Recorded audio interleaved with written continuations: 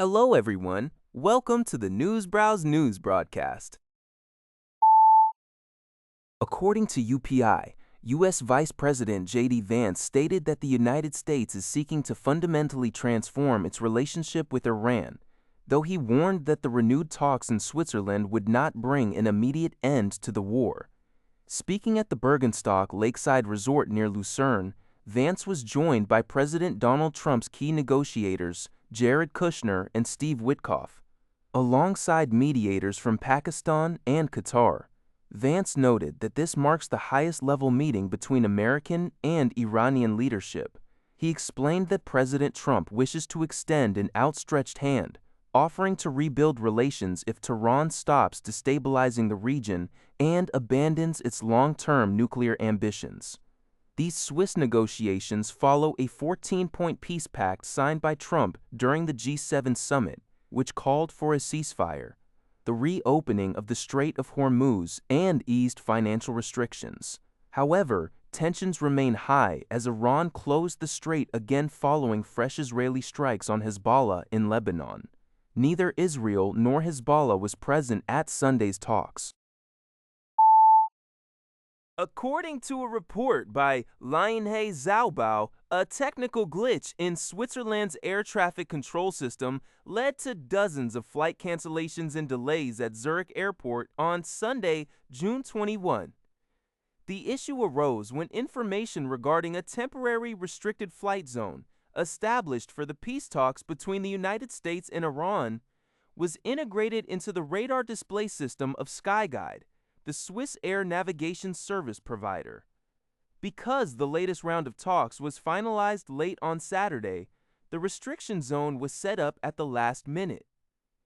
This integration triggered a system failure, resulting in the cancellation of at least 12 arrival flights and 14 departure flights, alongside delaying over 60 departures by midday Sunday. Skyguide confirmed that the technical issue has since been resolved. Airport operations have returned to normal and airspace safety was never compromised. The peace talks are taking place in Bergenstock, located about 50 kilometers from Zurich Airport. U.S. Vice President J.D. Vance arrived as scheduled to participate in the negotiations. However, diplomatic efforts faced immediate regional tension as Iran announced the reclosure of the Strait of Hormuz on the same day. According to a report by Lianhe Zhaobao, Japanese Prime Minister Sanae Takaichi made her debut at the Group of Seven G7 summit in Avion, France. Her diplomatic efforts yielded key results as two of her major proposals, the Power Asia Energy Procurement Framework and a joint critical mineral stockpile mechanism, were incorporated into the G7 joint statement. The Mineral Stockpile Initiative is widely seen as Japan's strategic countermeasure to safeguard supply chains against China's export restrictions on rare earths and critical minerals.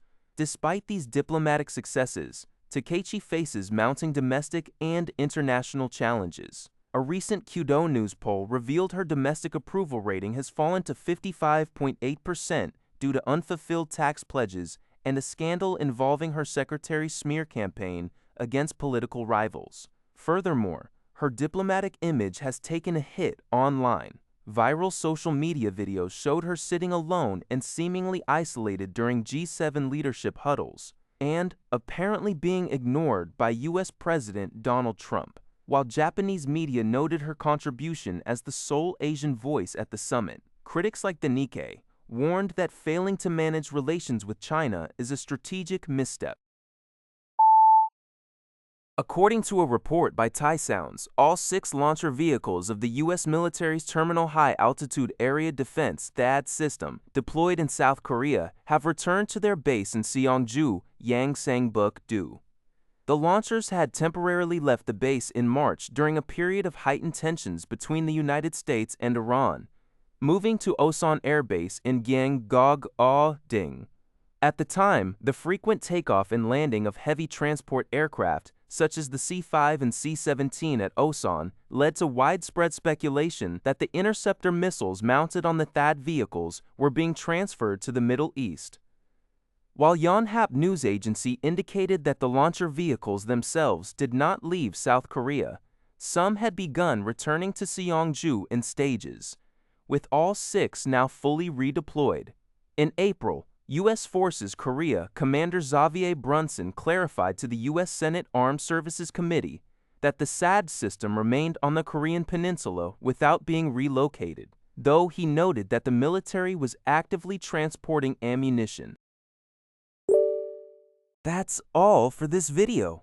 Thank you for watching. See you in the next video.